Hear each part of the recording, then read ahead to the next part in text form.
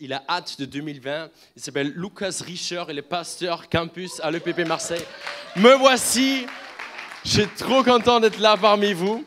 Cette année 2020. C'est beau ce que j'ai fait là, non?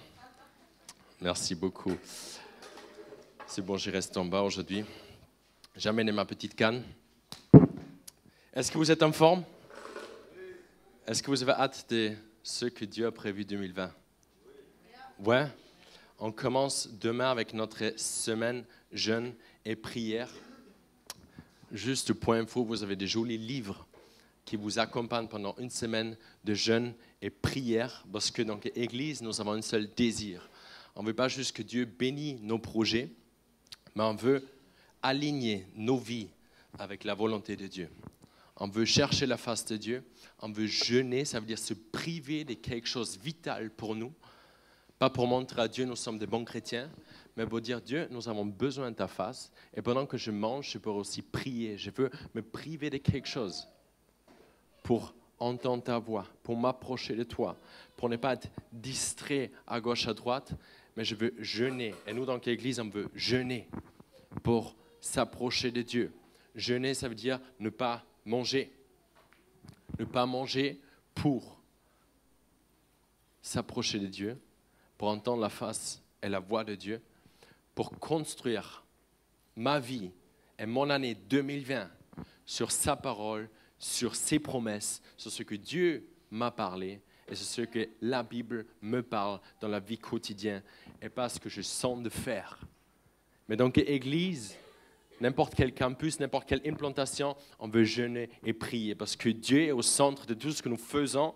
Dieu est le commencement et la fin de son Église. Il bâtit son Église, ce n'est pas notre projet, ce n'est pas on regarde ce qu'on va faire. Non, Dieu par nous, on a besoin de toi, on ne peut pas sauver des personnes, on ne peut pas l'amener vers le baptême. C'est Dieu qui sauve, c'est Dieu qui change, c'est Dieu qui fait des miracles. On a besoin de lui. Amen. Et vous êtes tous les bienvenus. Et de jeûner et prier, parce que je suis convaincu qu'on va voir des miracles, qu'on va voir des révélations, qu'on va voir les chaînes tomber, qu'on va voir des ouvertures d'esprit différents. Parce que quand on cherche Dieu, il se laisse trouver. Quand on frappe à la porte, il nous ouvre avec grand plaisir, il attend que ça. Et c'est pour ça qu'on veut commencer cette année et demain en jeûnant et en priant. L'année commence, mais Dieu, je suis convaincu qu'il est déjà à l'œuvre depuis longtemps. Il est déjà à l'œuvre depuis un bon moment et j'aimerais bien vous raconter une petite histoire. C'est le jour où les enfants dansent dans la pluie. Les parents, ils se sont pris dans les bras, ils étaient heureux comme jamais avant. Tout le monde a essayé d'adapter des gouttes d'eau avec sa bouche. C'était comme de l'or qui est tombé du ciel. Il pleuvait dans cette histoire. Et c'était tellement précieux, comme si on n'avait jamais vu de la pluie auparavant.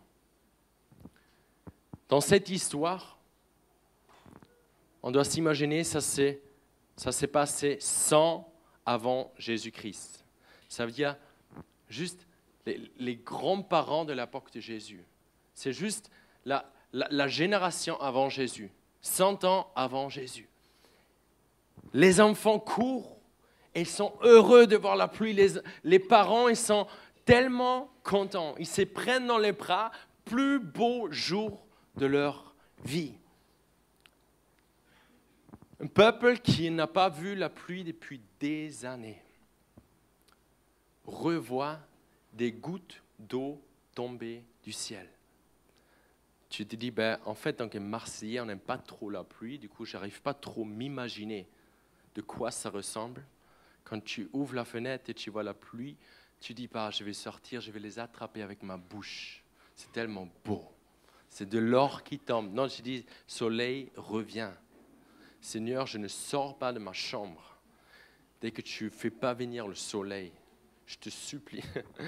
Est-ce qu'il y a des Marseillais là? Ouais, merci.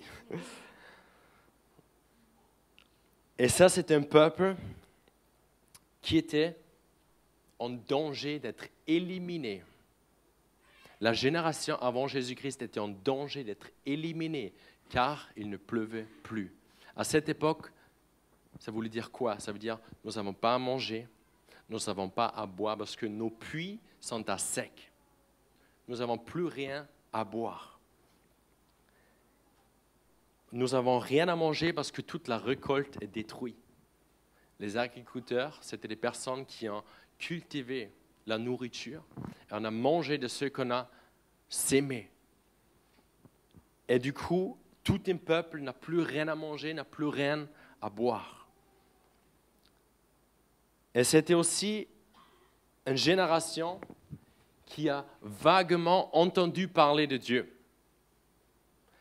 Les derniers prophètes, ils ont vécu il y a quelques centaines d'années.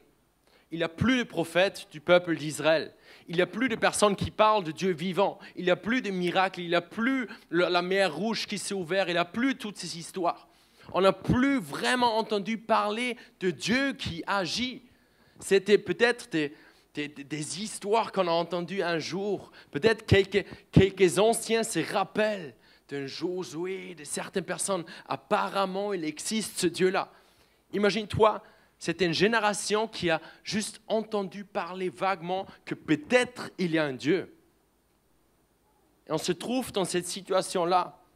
Il n'y a plus de prophètes et peut-être il existe un Dieu, mais une génération qui est en danger d'être éliminée et détruite. Une grande famine, une grande soif. Et la parole de Dieu et la présence de Dieu, c'est seulement des histoires entendues mais jamais vécues. Je ne sais pas si ça correspond à ta vie, que la parole ou la présence de Dieu, c'est des histoires entendues mais jamais vécues. Bienvenue à l'EPP Marseille, je suis heureux que tu es là, parce que tu peux avoir la possibilité aujourd'hui de goûter de cet amour que Jésus a pour toi, car son amour va déborder dans ton cœur si tu le laisses entrer. Et la parole et la présence de Dieu, à cette époque-là, étaient étouffées. Mais il y avait un seul homme qui s'appelle Honi. Vous pouvez dire tous Honi. Ce n'était pas un Français parce que son nom n'est pas français. Il s'appelait Honi. Honi, c'était le seul homme qui n'a pas juste entendu parler qu'il y a un Dieu, mais qui avait encore une graine de folie, une graine de foi dans son cœur, qui dit peut-être Dieu ne parle plus, mais je suis convaincu qu'il nous entend quand même. Je suis convaincu que son oreille est encore là. Il entend nos prières. Cet homme s'appelle Honi. Et tout un peuple est devant cet homme, Honi. Elle dit, s'il vous plaît, fais quelque chose. Commence à prier envers ce Dieu. Commence à prier. Prie, parce que s'il n'y a rien qui se passe, on va mourir. On va mourir. Et Honi a commencé à prier parce que Honi, c'était l'homme qui a cru encore à l'existence, mais pas juste à l'existence, mais aussi à la puissance de Dieu. Il s'est dit, moi je suis convaincu que Dieu peut faire quelque chose. Et tout le monde est venu vers Honi. Il y prie car il nous faut la pluie. Et Honi, c'est un homme qui a fait quelque chose. Il a amené sa canne autrichienne. Il a cherché de son grand-père. Et du coup, Honi, il est tombé par terre avec sa canne ou avec un bout de de bois. Il a tiré par terre un cercle. Il a enfoncé le bâton et il a tiré un cercle autour de lui, tout autour de lui. Après, il a fermé le cercle. Et après, il a fléché ses genoux. Il a baissé sa tête. Il a cité une prière.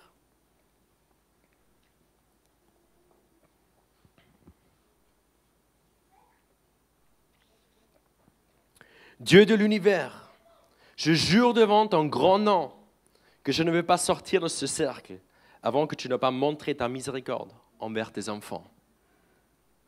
Je ne vais pas sortir de ce cercle. Je tire ce cercle. Et avant que cette nuée est tombée, tout le monde a vu ce cercle. Elle dit, tu es le Dieu de l'univers. Et je intercède pour mon peuple. Montre ta miséricorde envers mon peuple. Les genoux fléchés, la tête baissée. Et quand il a terminé sa prière, quelques gouttes tombent du ciel. Quelques gouttes tombent du ciel et le peuple lève la tête, ils sont contents. Mais on y laisse la tête baissée, ses genoux fléchés. Il dit, je n'ai pas prié pour quelques gouttes, je priais pour une pluie qui va remplir nos puits. Je priais pour une pluie qui va sauver notre génération. Et le ciel s'ouvre et la pluie tombe. Honi a tiré un cercle. Avec une audace et un courage, il dit, je ne sortirai pas de ce cercle avant que tu n'aies pas entendu mes prières.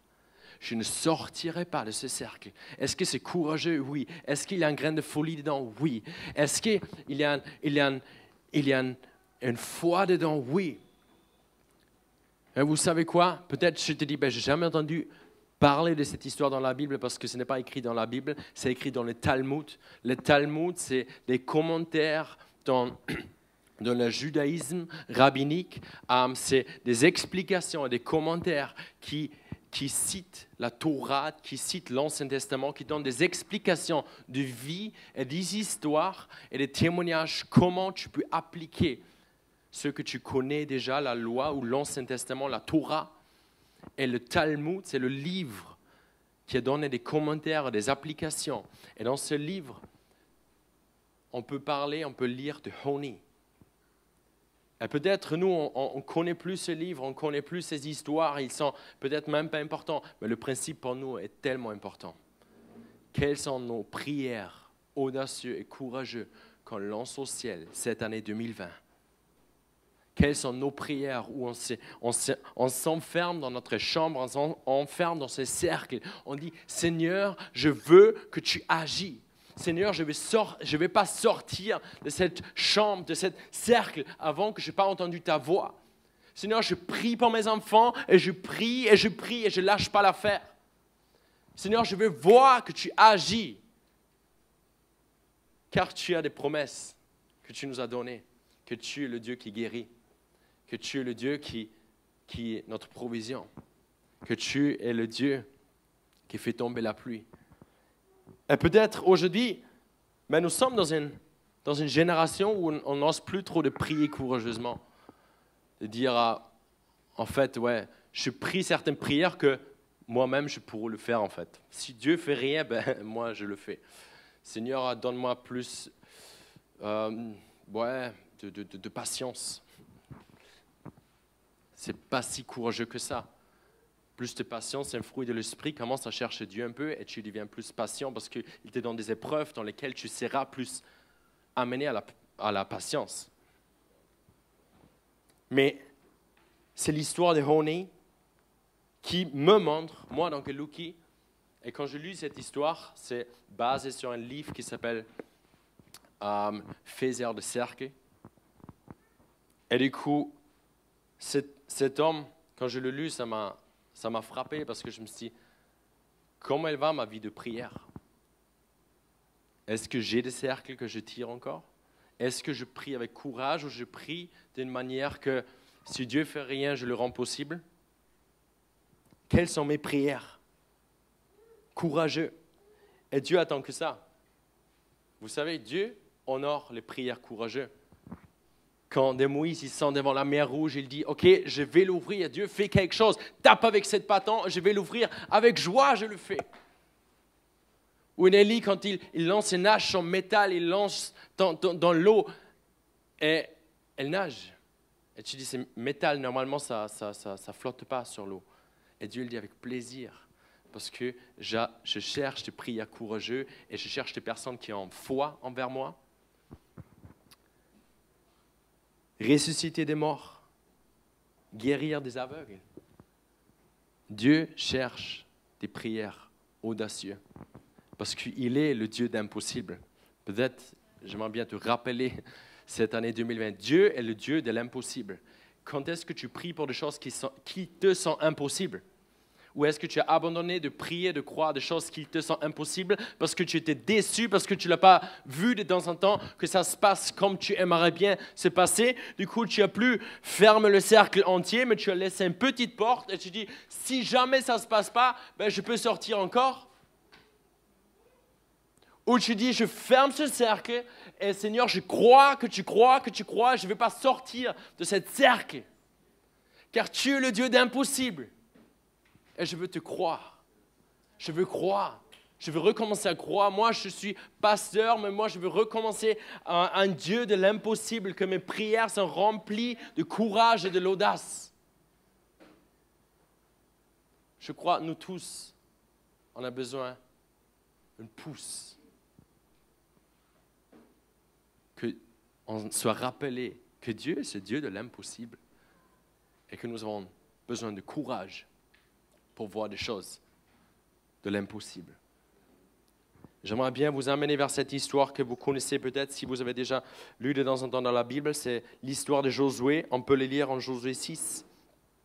Je vais les lire entièrement où le peuple d'Israël fait un cercle autour d'une ville qui s'appelle Jéricho. L'Éternel dit à Josué, « Vois, je livre entre tes mains Jéricho et son roi, ses vaillants soldats. Faites le tour de la ville. » Faites un cercle. Vous tous les hommes de guerre, faites une fois le tour de la ville. Tu feras ainsi pendant 6 jours. 7 sacrificateurs porteront devant l'arche 7 trompettes retentissantes, magnifiques. Le 7e jour, vous ferez 7 fois le tour de la ville. Et les sacrificateurs sonneront des trompettes. Quand ils sonneront de la corne retentissant, quand vous entendrez le son de la trompette, tout le peuple poussera de grands cris. Alors la muraille de la ville s'écroulera et le peuple montera chacun devant soi. Josué, fils de Nun, appela ses sacrificateurs et leur dit, « Portez l'arche de l'alliance et que 7 sacrificateurs portent 7 trompettes, retentissant devant l'arche de l'Éternel. » Et il dit au peuple, « Marchez, faites le tour de la ville. » Et que les hommes armés passent devant l'arche de l'Éternel. Lorsque Josué eut parlé au peuple, les 7 sacrificateurs qui portaient devant l'Éternel les 7 trompettes retentissantes s'est mis à marcher et sonneront des trompettes. L'arche de l'alliance de l'Éternel allait derrière eux. Les hommes armés marchaient devant le sacrificateur qui sonnait des trompettes. Beaucoup de musiciens. Et l'arrière-garde suivait l'arche. Pendant la marche, on sonnait des trompettes. Ils aiment les trompettes. Josué avait donné cet ordre au peuple. Vous ne criez point, vous ne ferez point entendre votre voix. Et il ne sortira pas un mot de votre bouche jusqu'au jour où je vous dirai, poussez des cris. Alors vous poussez des cris. L'arche de l'Éternel fit le tour de la ville. Elle fit une fois le tour, puis on rentra dans le camp. Et on le passa la nuit. Josué se leva le bon matin, et le sacrificateur portait l'arche de l'Éternel. Les 7 sacrificateurs qui portaient les 7 trompettes retentissantes devant l'arche de l'Éternel s'est mis à marcher et sonner les trompettes. Les hommes armés marchaient devant eux, et l'arrière-garde suivait l'arche de l'Éternel.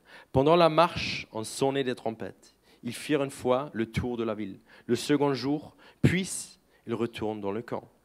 Il fit le même pendant 6 jours. Le 7e jour, ils se lèveront de bon matin, de l'aurore, et ils firent de la même manière 7 fois le tour de la ville. Ce fut le seul jour où ils firent 7 fois le tour de la ville. À la 7e fois, comme les sacrificateurs sonnaient des trompettes, Josué dit au peuple, « Poussez des cris, car l'Éternel vous a livré la ville. » Longue histoire, faire l'histoire plus courte, des guerriers appelés de vaincre une ville qui s'appelle Jéricho, qui est entourée par une muraille qui a fait 6 mètres hauteur, 6 mètres profondeur, 15 mètres hauteur. Une ville de Jéricho qu'à cette époque, on a dit impossible à y accéder. impossible à rentrer. Même si on a le meilleur guerrier, muraille de 6 mètres de profondeur, des 15 mètres d'auteur, impossible à l'homme d'y entrer. Et tu dis peut-être, il n'a rien écrit que le peuple a prié pendant cette marche.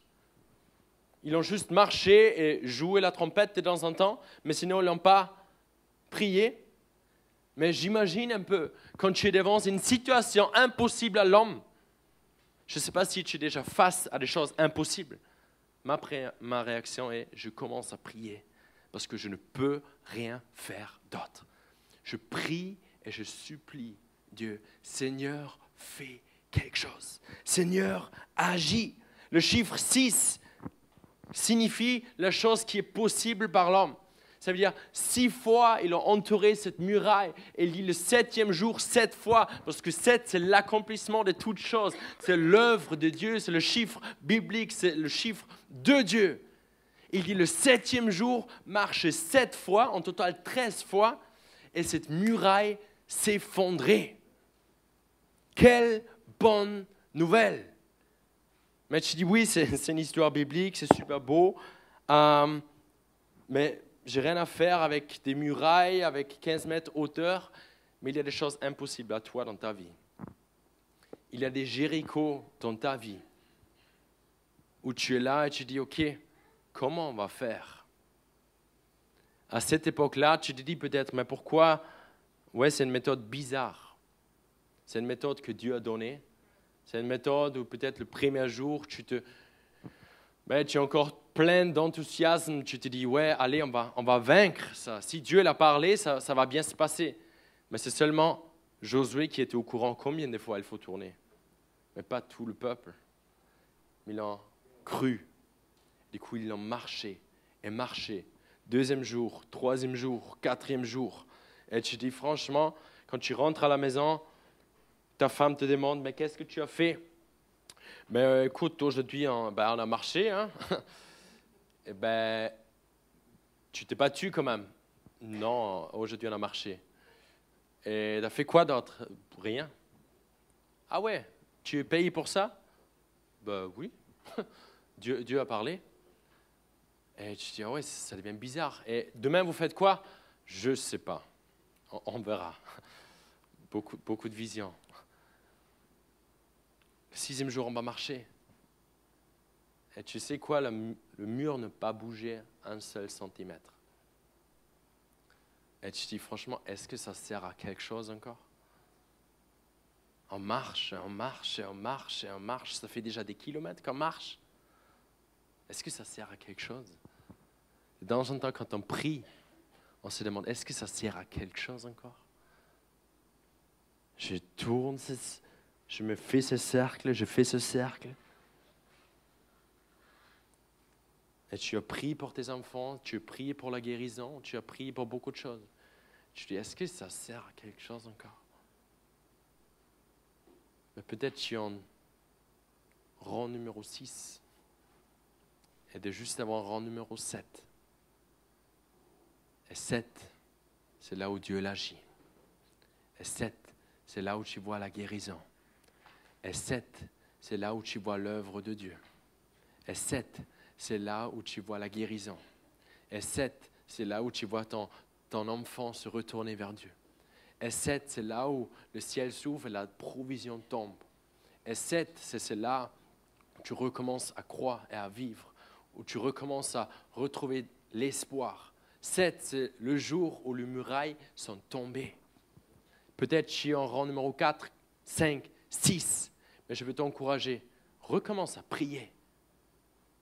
Prends ton bâton et fais-toi un cercle.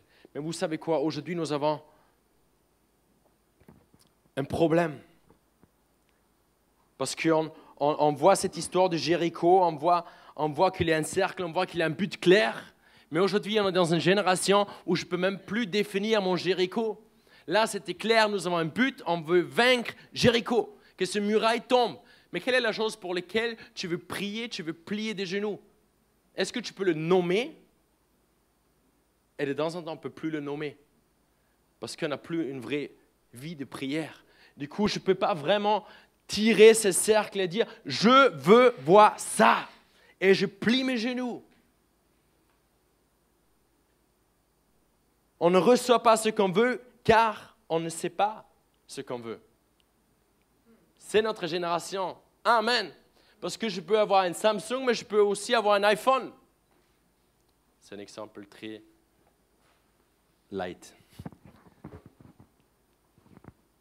On ne sait plus ce que nous voulons. Du coup, on ne peut pas tirer cette cercle et on ne peut pas se battre pour quelque chose parce qu'on ne sait pas pourquoi on veut se battre en fait. Parce qu'on pourrait tout faire, parce que le monde est ouvert, parce que tout va bien plus ou moins, parce que si A ne marche pas, ben, je peux faire B, et si la guérison ne marche pas, ben, je peux voir le médecin, et si mon enfant dérive un peu, ben, peut-être c'est la volonté de Dieu, et j'ai abandonné de prier, et en tout cas, on verra. Ça veut dire que tu as ouvert ton cercle où il est tellement flou que tu ne peux même plus le définir. Quel est ton Jéricho?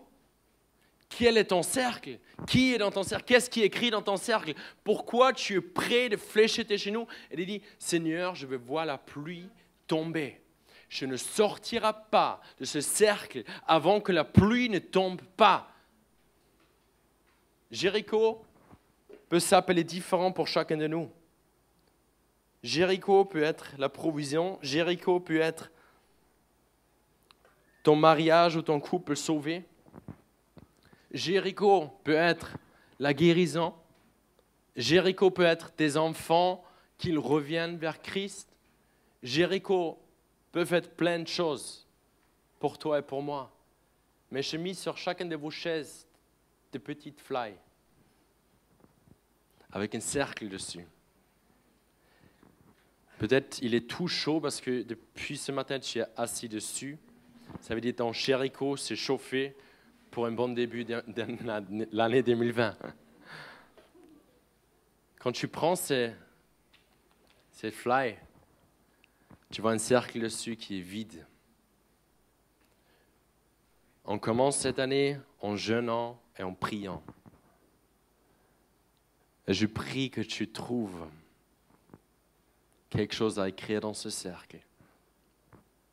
Et je veux prier à toi de l'écrire. Si c'est la provision, si c'est la clarté dans ta vie, si c'est pour ton couple où il n'a plus aucun espoir humainement, si c'est pour tes enfants, si c'est pour la guérison, si c'est pour une prochaine étape dans l'église. On dit on vise les 500, humainement impossible, mais pour Dieu, rien n'est impossible. On veut voir 40 baptêmes à l'EPP Marseille cette année, impossible humainement, mais peut-être Dieu le rend possible. Quel est le cercle que tu tires? Quel est le cercle qu'on tire? Est-ce qu'il est à définir ou on a déjà abandonné? Ou cette cercle s'appelle « ça n'a pas marché avant, ça ne va pas marcher maintenant ». Je suis déçu, je n'ai jamais vu. Et peut-être, Honi nous rappelle que peut-être Dieu n'a pas parlé depuis longtemps, mais ça ne veut pas dire que ses oreilles sont bouchées. Que toi et moi, nous sommes des Honi. Et qu'on commence à tirer un cercle, on dit, Seigneur, je veux commencer l'année. Et je jeûne, je prie. Et je tire ce cercle. Et ce Jéricho, je veux lui donner un nom. Et je t'encourage, prends cette feuille avec toi. Si tu as quelque chose en tête, écris-le maintenant. Sinon, prends-le avec toi à la maison. Et je t'encourage quand tu fais la cuisine, quand tu t'occupes des enfants, quand tu vas à la faculté, quand tu travailles, n'importe, que tu gardes ou tu prends cette feuille et tu dis, et je ne veux pas le lâcher cette année. Et je ne veux pas le lâcher. Je tire ce cercle. Et je ne sortirai pas avant que Dieu ne m'a pas parlé. Je ne sortirai pas avant les premières gouttes tombent. Et je ne sortirai pas. Et je vais terminer avec une histoire en Matthieu 20, 30. Et voici 2 aveugles assis au bord du chemin entendirent que Jésus passait et criait « Aie pitié de nous, Seigneur, fils de David !» La foule le reprenait pour le faire taire. 2 aveugles qui interpellent Jésus. Il dit « Arrête-toi, on entend que tu es là. » Et les disciples ou la foule essaie de le faire taire. Ça ne se fait pas. C'est une mauvaise éducation. On n'interpelle pas un rabbin comme ça. On ne l'arrête pas de son chemin. On le respecte, on le laisse faire ce qu'il veut faire. Mais il crie plus fort. Ils se sont mis en cercle et il dit, on ne va pas arrêter. Je ne vais pas arrêter avant qu'il ne nous a pas entendus. Il crie plus fort.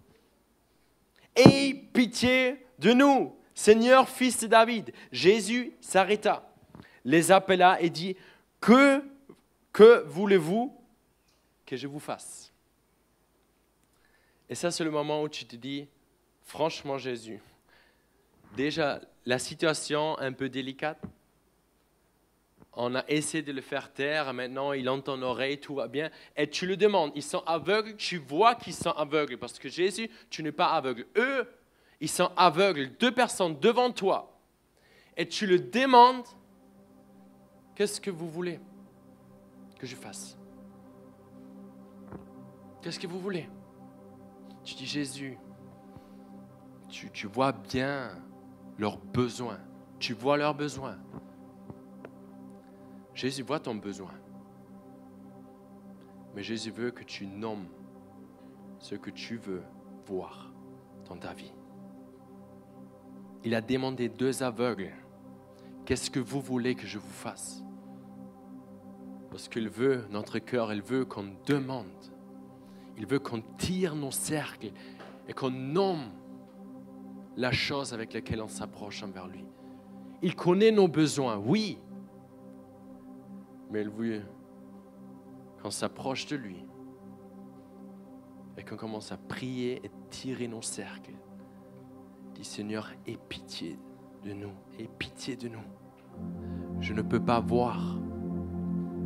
Redonne-moi la vue. Redonne-moi la vue. Et Jésus agit. Et la vue s'installe dans le cœur. Mais la question est envers toi. Que veux-tu que je fasse? Et c'est là le moment qui s'installe dans ta vie. Et tu dis, que veux-tu que je fasse? La pluie? La mer rouge? La provision divine? La guérison, la réconciliation. Que veux-tu? Peut-être c'est visible pour tout le monde, mais Dieu te demande, que veux-tu que je fasse? Peut-être on peut se lever ensemble dans l'église.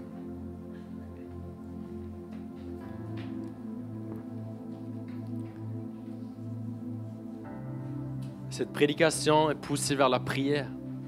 Parce qu'on commence demain une semaine de jeûne et prière.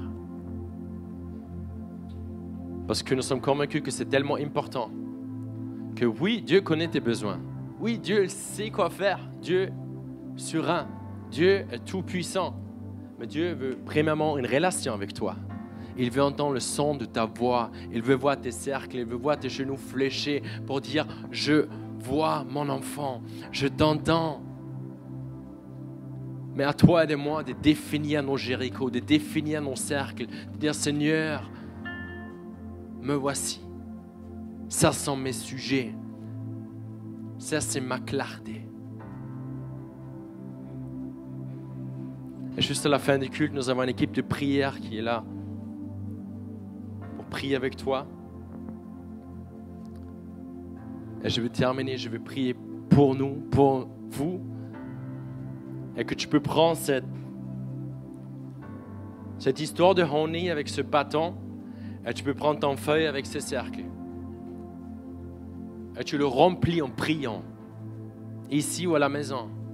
Et tu dis, Seigneur, remplis mon cœur avec quelque chose qui est plus fort que mes propres désirs, avec quelque chose qui est plus fort que ma propre faisabilité, avec quelque chose qui est à moi impossible, mais possible pour toi. Seigneur, fais quelque chose. Seigneur, je te remercie que ta parole se révèle à notre cœur maintenant et tout mensonge qui dit « j'ai déjà essayé, ça n'a pas marché ». Seigneur, je prie que la foi s'installe maintenant et que le nom El Shaddai, le Dieu Tout-Puissant, se regrave dans nos cœurs. Que 2020, c'est une année où je veux voir des choses que je n'ai jamais vues avant parce que je commence à faire des choses que je n'ai jamais fait avant. Prier et agir avec courage. Qu'une génération peut revoir que tu es le Dieu qui agit, que tu es le Dieu qui parle, que tu es le Dieu qui écoute, que tu es le Dieu de l'impossible. Au nom de Jésus. Amen.